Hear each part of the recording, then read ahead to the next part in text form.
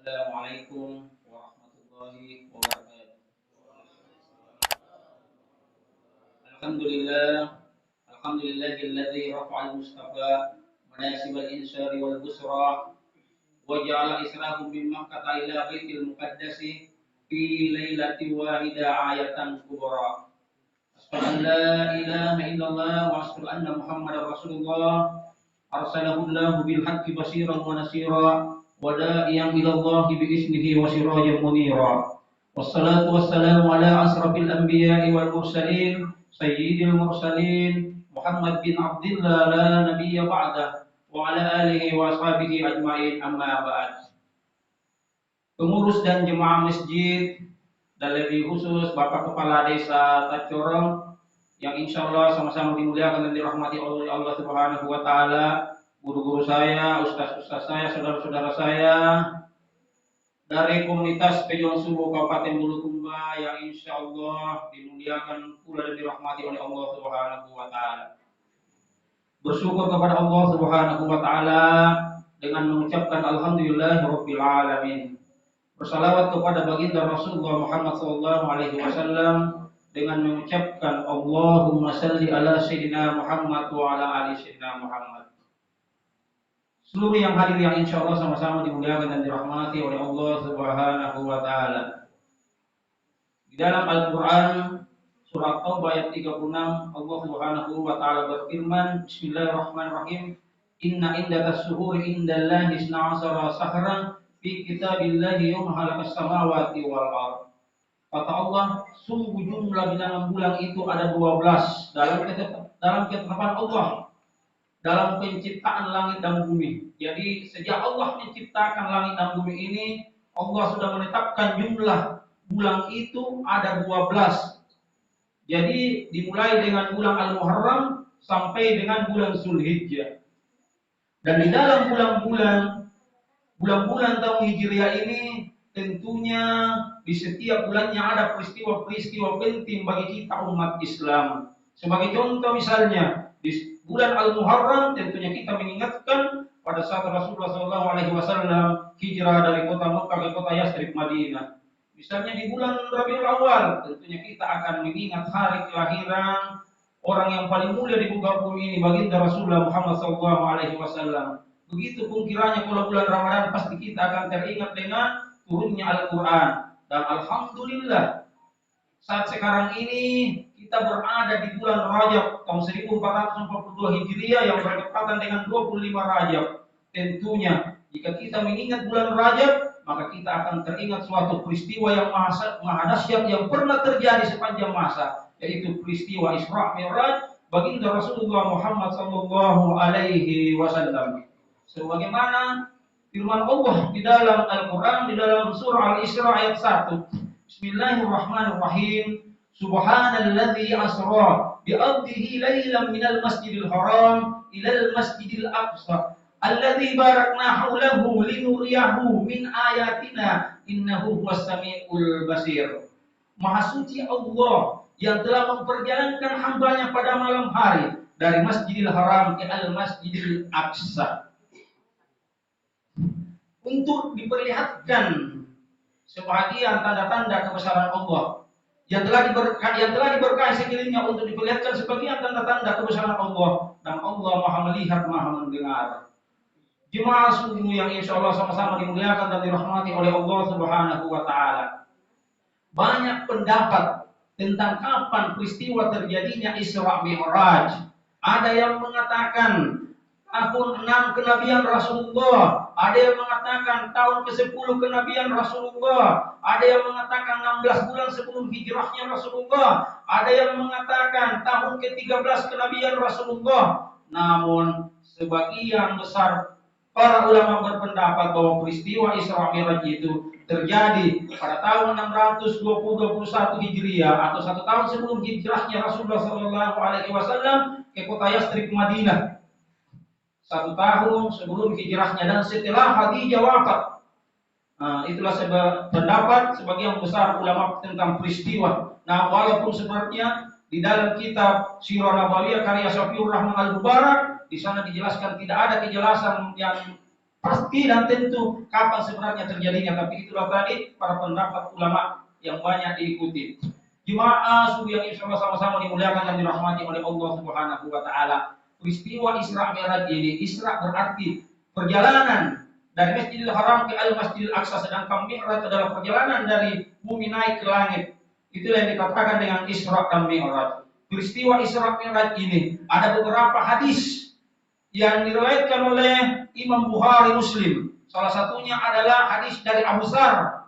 Rasulullah SAW bersabda bahwa pada suatu malam terbuka atap rumahku, kemudian turun malaikat Jibril menjemputku, kemudian membelah dadaku, kemudian mencuci dengan air Zamzam, kemudian didatangkan padanya satu mangkok dari emas yang berisi hikmah dan iman, kemudian dituangkan ke dalam dadaku, kemudian ditutup kembali, kemudian aku dibawa naik ke langit.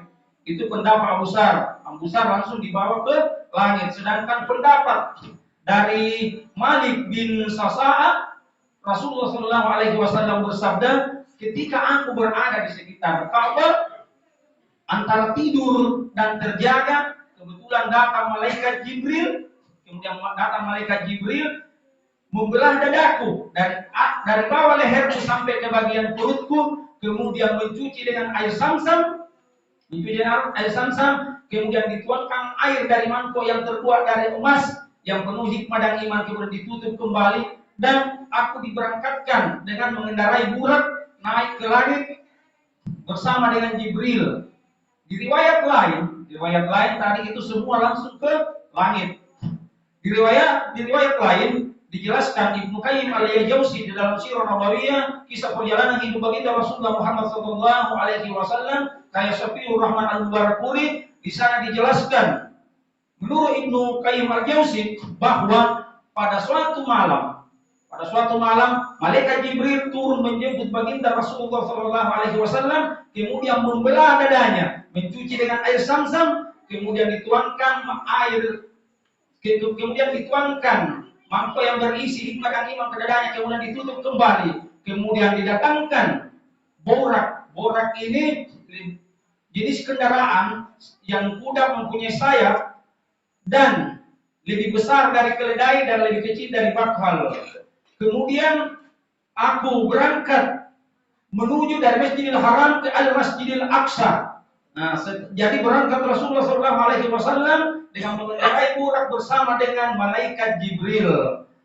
Setelah tiba di Masjidil Aqsa, aku tambatkan burak itu, aku ikatkan di pergelangan pintu Masjid Al-Aqsa.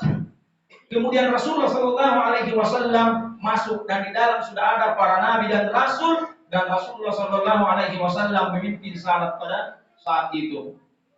Dan setelah itu, di dalam riwayat dijelaskan, malaikat Jibril menyodorkan dua minuman kepada Rasulullah Muhammad SAW. Satu gelas berisi susu dan satu gelas berisi arak. Kemudian Rasulullah SAW memilih susu, kemudian meminumnya. Apa kata Jibril? Sangat tepat, sudah tepat yang engkau pilih, wahai Muhammad. Sudah fitrah yang engkau pilih. Andai engkau pilih tuak, hamar, atau arak, wah, kita tidak bisa bayangkan. Sedangkan Rasulullah SAW memilih susu, sementara umatnya saja masih banyak yang minum hamar, tuak. Jemaah subuh yang insyaallah sama-sama dimuliakan dan dirahmati oleh Allah Subhanahu wa taala. Kemudian diberangkatkanlah Rasulullah SAW naik ke langit pertama. Naik ke langit pertama. Pada saat tiba di langit pertama, Jibril memohon untuk dibukakan pintu. Penjaga pintu langit pertama berkata, "Siapa kamu?" Jibril berkata, "Jibril." Menjawab Jibril. Kemudian bersama siapa kamu? Kemudian Jibril menjawab, "Muhammad." Kemudian penjaga langit itu lagi bertanya, "Apakah dia telah diutus?" Jibril menjawab, "Dia telah diutus." Kemudian malaikat Jibril pun naik ke langit pertama, dan di sana dia bertemu dengan seseorang. Setelah memberi salam, Setelah memberi salam, kemudian bertanya kepada Rasulullah, siapakah dia Jibril? Kemudian Jibril menjawab, dia adalah Adam. Dia adalah kakek semua manusia. Adam alaihissalam. Terus Nabi Adam pun menyambut Rasulullah SAW dengan mengatakan, selamat datang Nabi Saleh, selamat datang anak yang saleh. Dan di langit pertama ini, sekelompok orang di sebelah kanan Nabi Adam dan sekelompok orang berada di sebelah kiri Nabi Adam. Apabila Nabi Adam menoleh ke kanan, maka dia tersenyum. Apabila dia menoleh ke kiri, maka dia menangis.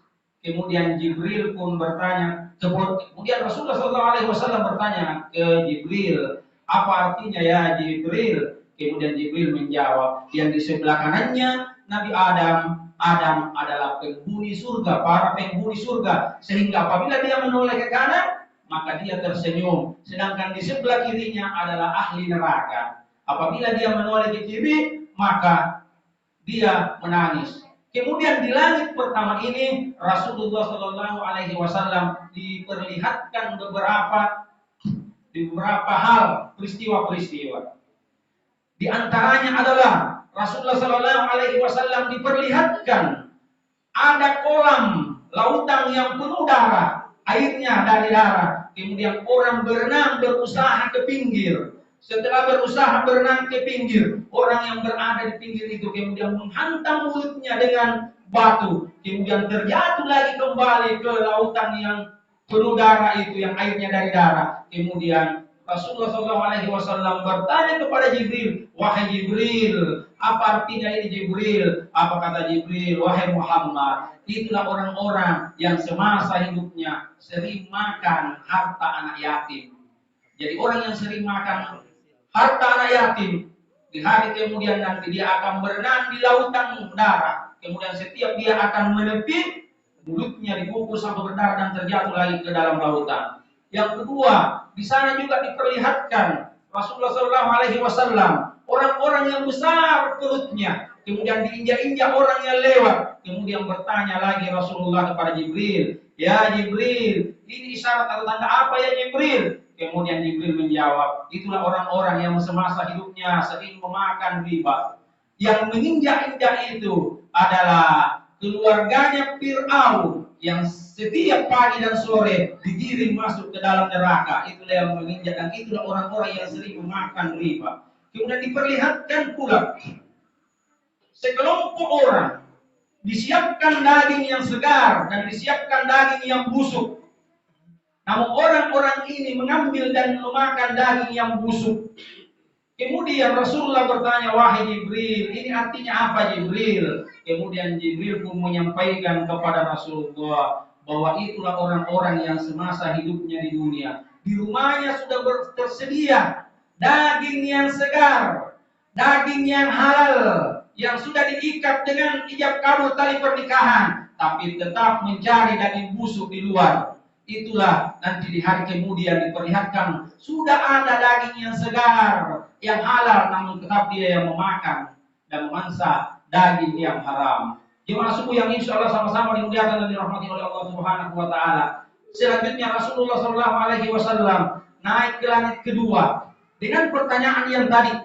Setiap pintu tanya jawab Jibril dengan siapa bersama, apakah dia telah diutus. Dan di langit kedua dia bertemu dengan Nabi Zakaria dan Nabi Isa alaihissalam. Kemudian naik ke langit ketiga, bertemu dengan Nabi Yusuf yang luar biasa kegagahannya, yang telah diberikan separuh dari keindahan ketampanan yang ada di dunia. Kemudian dia lanjut naik ke langit keempat, kemudian bertemu dengan Nabi Idris. Kemudian dari langit keempat Rasulullah SAW lanjut naik ke langit kelima dan bertemu dengan Nabi Harun.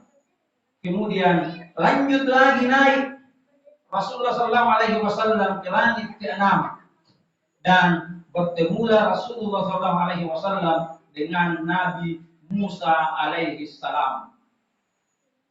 Setelah Rasulullah SAW memberikan salam dan didoakan oleh Nabi Musa, begitupun dengan langit-langit sebelumnya. Setiap bertemu dengan Nabi di langit-langit sebelumnya, Rasulullah pun memberikan salam menjawabkan oleh para Nabi. Setelah Rasulullah SAW bertemu dengan Nabi Musa dan memberikan salam, Nabi Musa pun menjawab, selamat, selamat datang Nabi yang saleh dan anak yang saleh. Dan setelah itu Rasulullah SAW pun akan melanjutkan perjalanan naik ke langit ketujuh. Namun Nabi Musa alaihissalam pada saat itu menangis. Kemudian Rasulullah SAW bertanya kepada malaikat Jibril, ya Jibril, mengapa Musa alaihissalam menangis? Kemudian Jibril berkata, Nabi Musa menangis karena ternyata masih ada nabi di belakangnya yang lebih banyak umatnya dan lebih banyak yang masuk surga dibanding umatnya Nabi Musa, sehingga itu sebabnya Nabi Musa menangis. Kemudian Rasulullah SAW pun melanjutkan perjalanannya naik ke langit ketujuh dan bertemulah di sana dengan Nabi Ibrahim alaihissalam. Jadi di sana di Baitul Maqdis dia ketemu dengan Nabi Ibrahim. Dan kata Rasulullah, Nabi Ibrahim itu adalah Nabi yang paling menyerupai dengan mukaku. Sampai dalam suatu hadis yang diriwayatkan oleh Imam Abu Hurairah, Rasulullah SAW bersabda bahwa Musa itu ketika dia bertemu dengan Musa alaihissalam, dia mempunyai perawakan tubuh yang kurus tinggi dan rambutnya keriting seperti kaum Bani Sanu'ah, kata Rasulullah. Dan Nabi Isa itu tidak terlalu tinggi, tidak pendek, kulitnya itu putih seperti orang yang baru habis berenang naik begitu kulitnya Nabi Isa, kata Rasulullah SAW. Dan Nabi Ibrahim adalah Nabi yang paling mirip dengan mukanya Rasulullah SAW. Jemaah subuh yang insya Allah sama-sama dimuliakan dan dirahmati oleh Allah Subhanahu wa Ta'ala. Kemudian setelah dari langit ketujuh, Rasulullah SAW pun naik ke Sidratul Muntaha.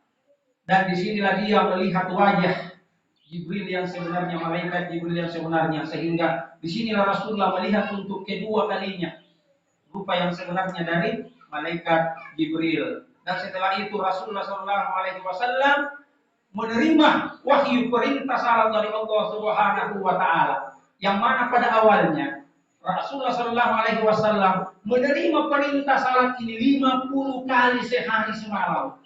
Setelah itu Rasulullah SAW turun dan di langit ke-6 tadi bertemu lagi dengan Nabi Musa. Kemudian Nabi Musa bertanya kepada Rasulullah, wahai Muhammad, apa yang telah diwahyukan oleh Tuhanmu? Kemudian Rasulullah SAW menjawab bahwa yang diwahyukan untukku yaitu salat 50 kali sehari semalam. Kemudian apa kata Musa? Kembalilah ke Muhammad. Kembali, minta keringanan, minta diskon sama Allah. Karena saya yakin dan percaya umatmu tidak akan mampu melaksanakan 50 kali sehari semalam. Kemudian Rasulullah SAW pun menatap Jibril dan Jibril pun memberikan isyarat bahwa ya silahkan. Sehingga Rasulullah SAW pun kembali kepada Allah Subhanahu wa Ta'ala memohon keringanan. Sehingga di dalam riwayat dijelaskan dikurangi setiap 1 kali 10 kali. Sehingga pada saat dikurangi 10 kali kembali lagi ke Nabi Musa. Wahai Muhammad, apa itu sudah menghadap sudah? Dikurangi berapa yang diwajibkan kepadamu? 40. Kembali kamu kepada Allah. Umatmu tidak akan mampu melaksanakan itu. Karena saya pernah mencoba umatku Bani Israel dan dia tidak akan mampu. Umatku kuat-kuat, umatmu Muhammad orangnya lemah-lemah. Sehingga Rasulullah SAW pun bolak-balik sampai pada akhirnya 5 kali sehari semalam diwajibkan untuk melaksanakan salat. Kemudian turunlah bertemu dengan Nabi Musa. Apa kata Nabi Musa? Itu umatmu belum bisa, belum mampu Muhammad. Minta lagi keringanan kepada Allah Subhanahu wa Ta'ala. Tidak mampu umatmu melaksanakan yang 5 itu. Apa kata Rasulullah SAW? Aku malu dengan Tuhanku. Kemudian Allah pun berfirman, sesungguhnya 5 salat itu sudah sama dengan 50 kali salat.